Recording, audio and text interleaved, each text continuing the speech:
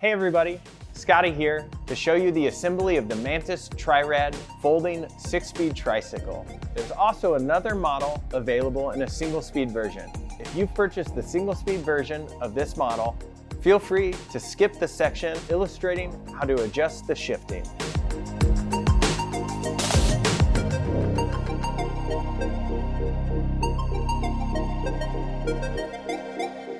Hey everybody, Scotty here to assemble your Mantis Tri-Rad 24-inch 6-speed folding tricycle.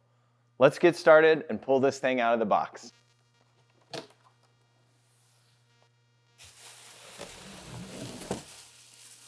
First, pull out all the parts.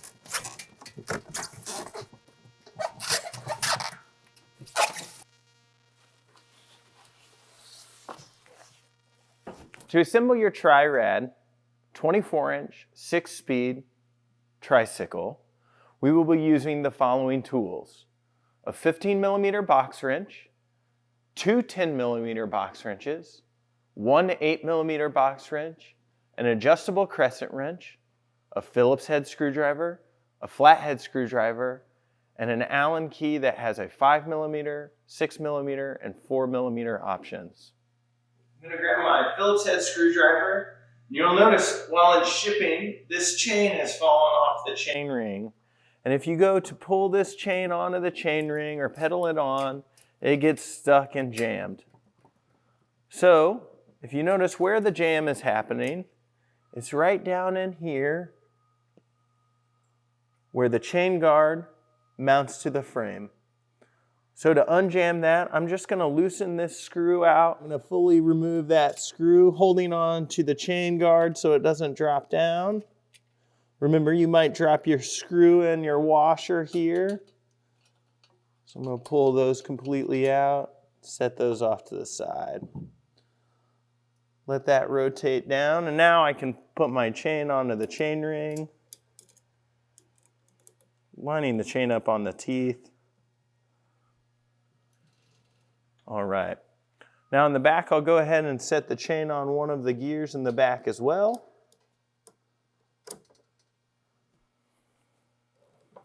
All right.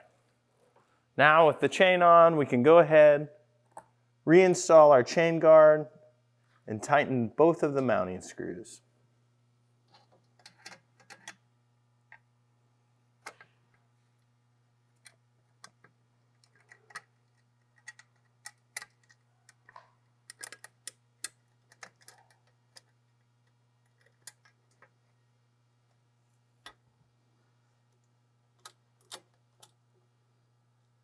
All right, we'll tighten the rear mounting screw as well. Making sure our chain guard is nice and tight. Give this just a quick spin to make sure there's no rubbing on the chain guard. If there was some rubbing, we could just slightly manipulate this chain guard until that rubbing goes away. The next step that I want to take is installing the rear wheels. To identify which wheel goes where, the front wheel has axle nuts on both sides, so we'll set this one to the side and we'll get to it in just a little bit. We're left with two remaining wheels. One wheel which has sealed cartridge bearings on both sides. The other wheel has a sealed cartridge bearing on one side and a keyed hole on the other. If you notice, on your rear axle, there's a flat spot, a two-sided flat spot, which matches up with your keyed hole on your rear wheel. This happens to also be on the drive side where the chain is. If you look at your other side of the axle, you'll notice a smooth bushing on the inside and no keyed surface. So we will install the keyed wheel to match up with the keyed surface on the drive side of the tricycle. To do this, we'll use our adjustable crescent wrench to unthread the nut.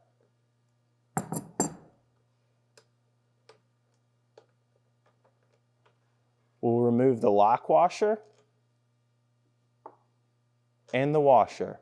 Again, orienting the keyed side of the rear wheel to match up to the keyed side of the axle. We will slide that rear wheel on.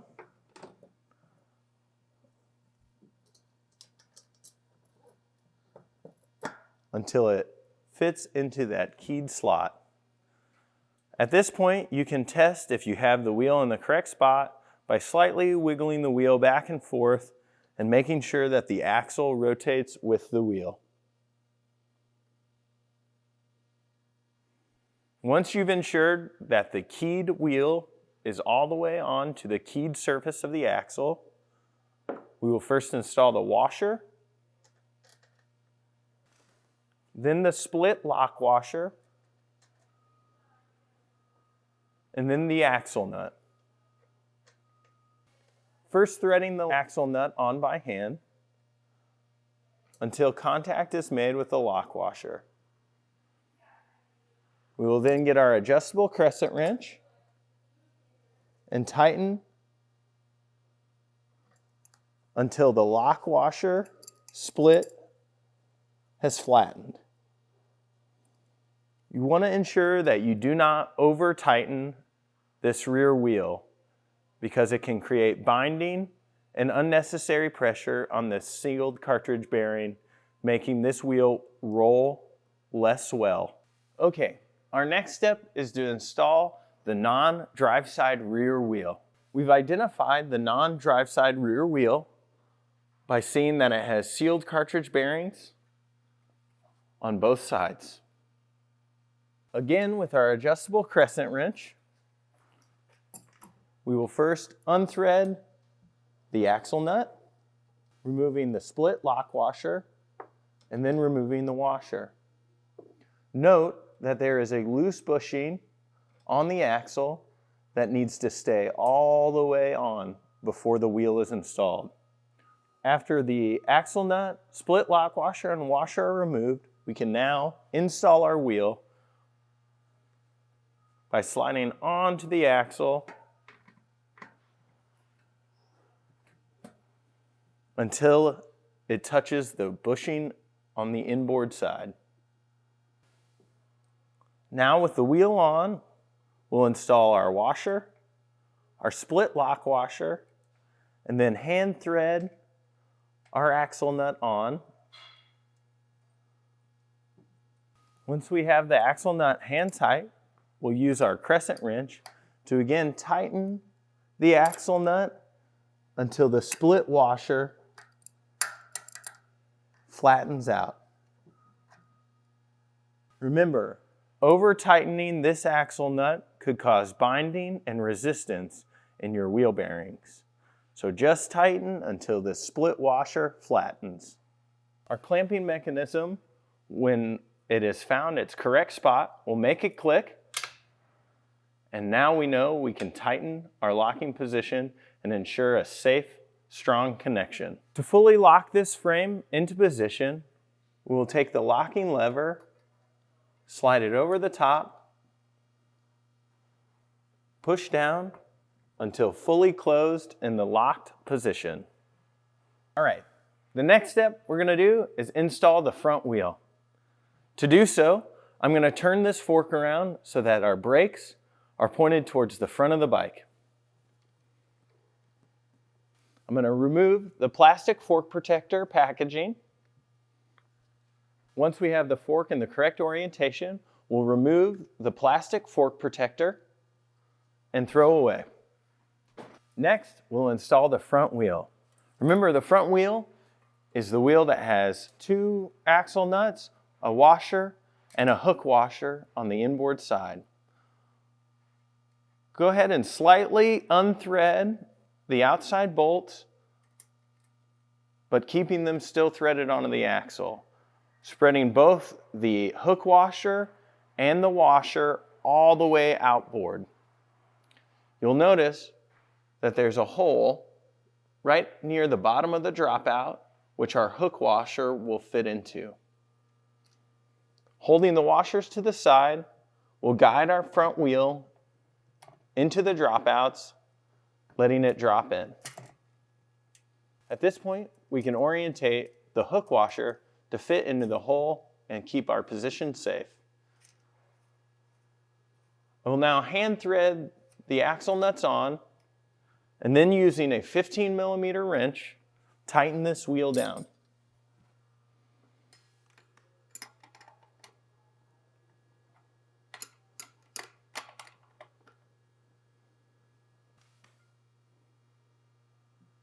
Our next step will be inflating the tires to the recommended pressure, which is 45 psi.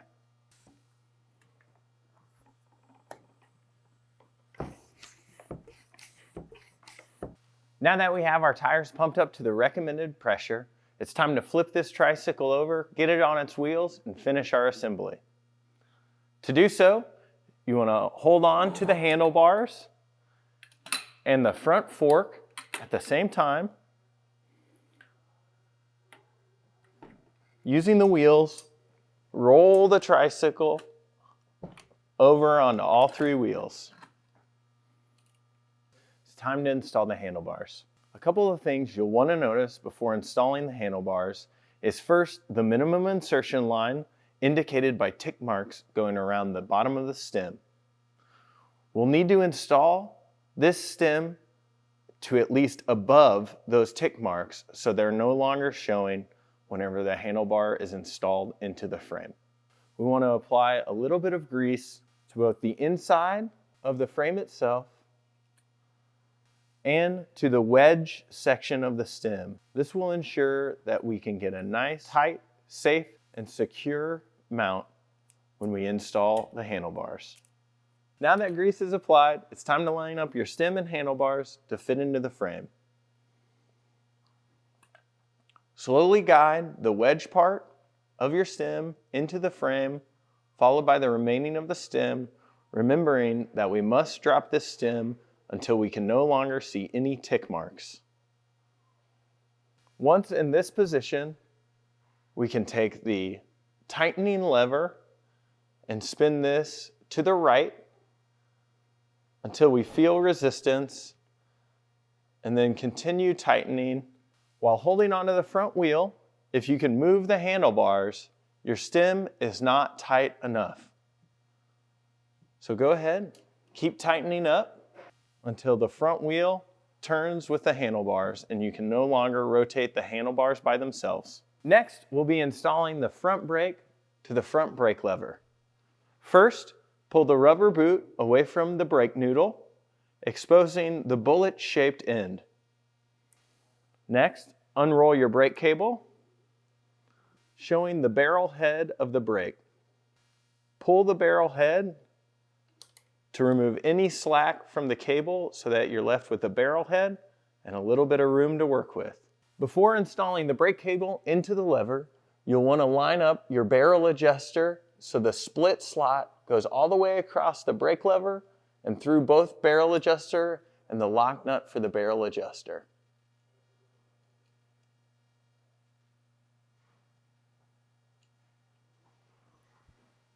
Once there's a clear pathway all the way through, take the barrel end of the cable and install that to the barrel end slot in the brake lever.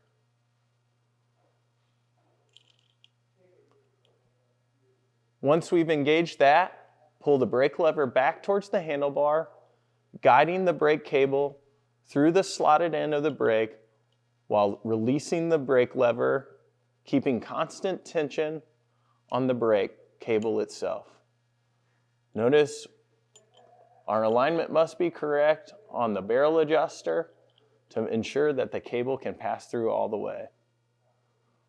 Once the cable and housing is installed, adjust your barrel adjuster so that the slot is blocked off and the cable cannot work its way out of the brake lever.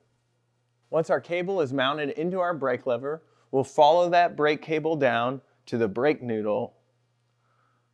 Now that we've pulled the rubber dust cover away from the bullet end of the brake noodle, we will guide the brake noodle into its housing, which is similarly shaped. The easiest way to do this is to pull both brake arms all the way to the rim and hold firmly with one hand, leaving your pointer finger free. With that pointer finger free, you can go under the brake arm to be able to manipulate the housing in which the brake noodle will sit. With your other hand, pull the brake noodle back and slide the bullet shape into its housing.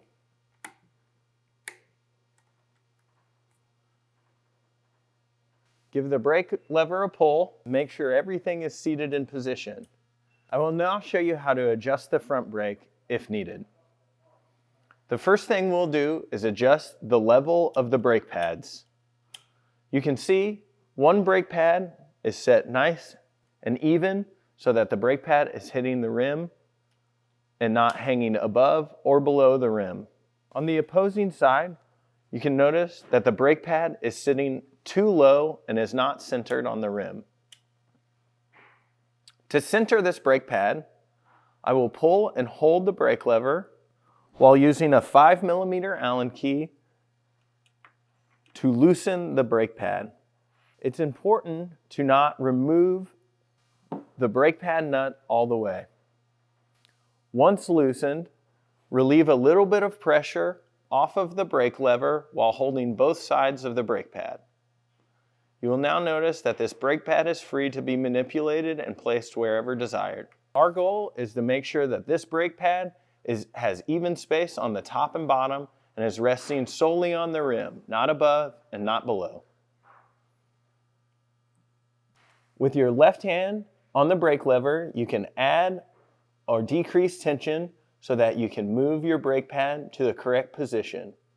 Once you are satisfied with where the brake pad is placed, while holding the brake lever tight, using a 5mm wrench, tighten your brake pad bolt. While tightening, ensure that the brake pad itself does not rotate.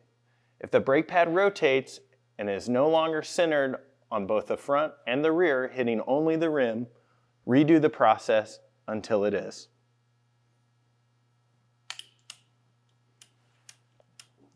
The next step we want to take in adjusting our brake is ensuring that the brake pads are both hitting the rim at the same time. You can notice on this brake that the right brake pad is hitting slightly before the left.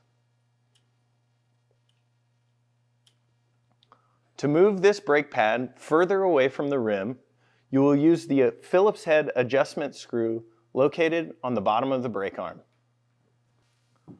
To move the brake pad further away from the rim, we will screw this Phillips head screw in, or counterclockwise.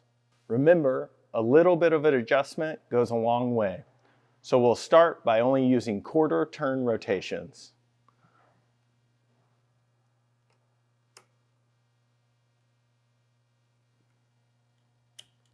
After that rotation is made, squeeze the brake lever a couple of times and see how your adjustment looks. It's also helpful, after an adjustment is made, to physically wiggle the brake arms to make sure everything is seated in the place that it wants to be in. Squeeze your brake lever again and check your adjustment. If one pad is further away from the rim and needs to be closer, you can do the opposite of this adjustment by loosening 1/4 at a time and checking your adjustment. The fine-tuning brake adjustment screw is on both sides. Feel free to add or remove tension from either side until you can spin the wheel freely. After you're satisfied with how your brake feels and your front wheel rolls, tuck the excess brake cable behind the brake arm spring. We'll now install the front fender. To do so, we'll use the hardware provided, along with a Phillips head screwdriver and an 8mm box wrench. First, we'll take the longer hardware provided and install the front large washer and the flared nut provided. We'll now install the front fender, sliding the fender along the top of the tire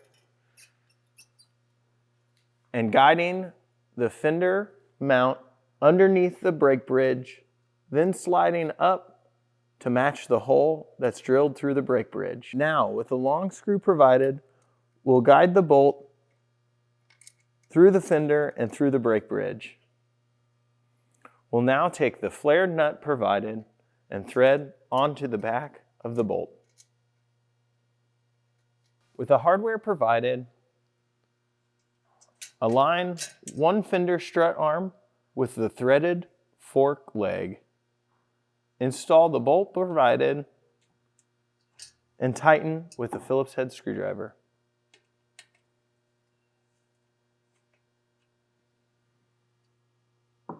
Repeat this process on the opposite side. After you've tightened both of your fender strut arms and you're happy with the alignment of your fender in relationship to the front tire, now tighten up the fender mount to the fork bridge using your Phillips head screwdriver and the 8mm box wrench. After you've tightened your fender bolts, make sure to align your fender and make sure that the tire does not come in contact with the fender. Now it's time to install our pedals. You'll notice that your pedals have come labeled with an R and an L, left and a right. If these stickers have fallen out in transit, there's a double check. Stamped onto the spindle of the pedals, you'll see an R for right and an L for left. The right side of the pedal goes on the side of your tricycle that has the chain. The left pedal will go on the side that does not have a chain. We'll first install the right pedal. To install the right pedal, you'll need a 15mm box wrench. It's a great idea to make sure that you apply some grease to the threads of the pedal, making sure that you can tighten the pedal all the way and be safe and secure. The threads on the right pedal are correct threaded, which means righty-tighty. You're going to thread the pedal into the right crank arm, turning to the right. You want to make sure to thread the pedal in by hand first before using tools to ensure that you do not cross-thread the pedal and damage the threads of the crank arm. Once threaded all the way in by hand, it's now time to use the 15mm wrench to tighten the pedal the rest of the way. Now it's time to install the left pedal. Repeat the process of applying grease to the threads. The left pedal is reverse threaded, meaning to tighten, we will turn the pedal to the left to install. Again, threading the pedal in by hand as far as you can first to ensure to not cross-thread the pedal and damage the crank arm.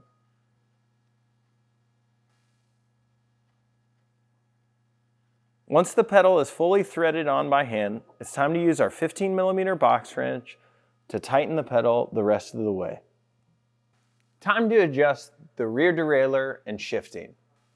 You'll need a buddy for this part, so bring a friend in to lift up the back of the tricycle so that you can operate the pedals and the shifter. While pedaling, use the plus button on your shifter to adjust the chain to the smallest cog in the back. Your buddy can now set the tricycle down. Next, we'll adjust our limit screws. Our limit screws are 2 screws located on the rear derailleur that are labeled with an H and an L. The H is your high limit screw. The high limit screw refers to the smallest cog, which is the cog that is the hardest to pedal in. The limit screw's job is to keep the chain from jumping off either side of your gears. The high limit screw limits how far the chain can go towards the outside of the bike, and the low limit screw controls how far the chain can go towards the inside of the bike. As you can see, the chain does not move in a straight line with this most outboard cog. We will adjust the high limit screw in by turning to the right and adjusting until the derailleur is in line with the smallest cog.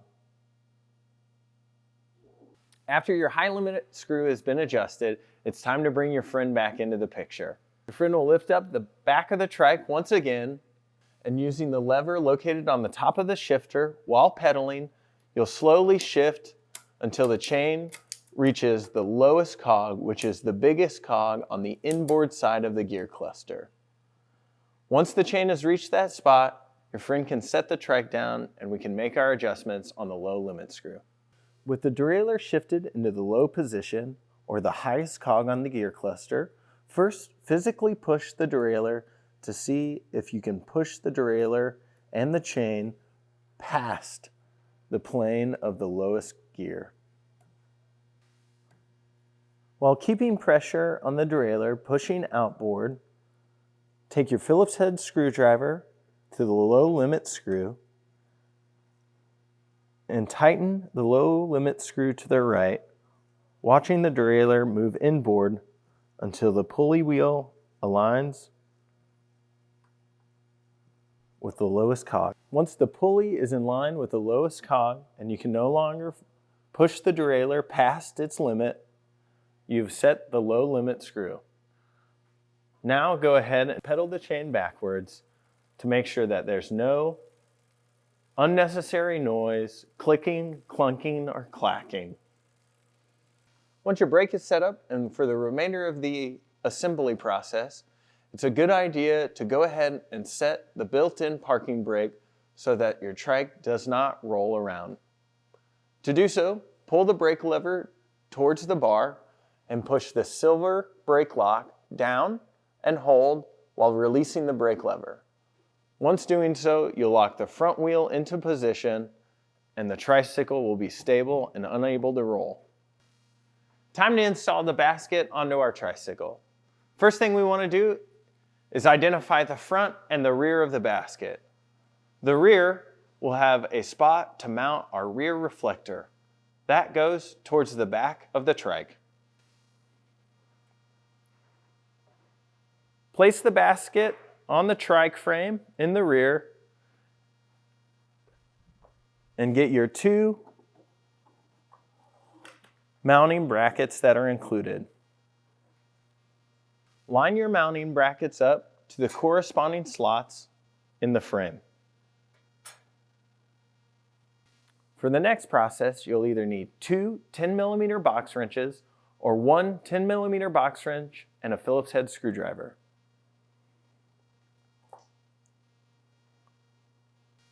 Take the mounting hardware provided and slide through the mounting bracket, through the basket, and through the bottom of the mounting bracket on the frame.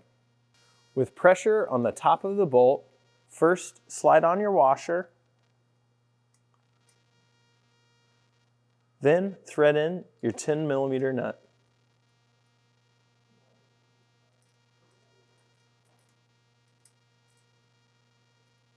Thread your 10mm nut in till it stops by hand. At this point, you want to guide all of your mounting hardware for the basket into each of the slots before tightening all the way. Once all 4 basket mounting bolts are loose fit, tighten all of them using either a Phillips head screwdriver and a 10mm box wrench or 2 10mm box wrenches. Let's install the seat post to the seat. Find the tapered end of your seat post and guide into the hole of the mounting bracket on the bottom side of your seat. Take your adjustable wrench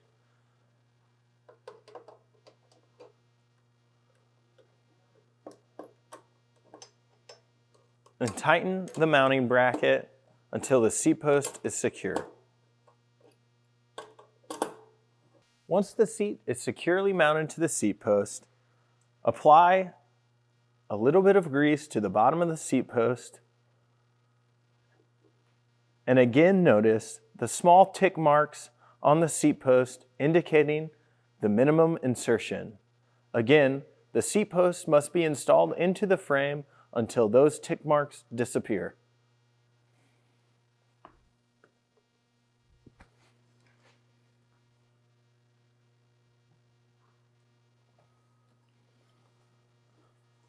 Sliding the seat post into the frame, making sure that we pass the minimum insertion line or more.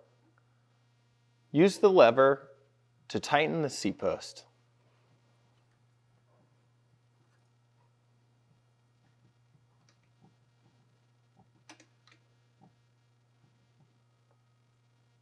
Use the lever to tighten the seat post until the seat is secure and stable and does not rotate in the frame.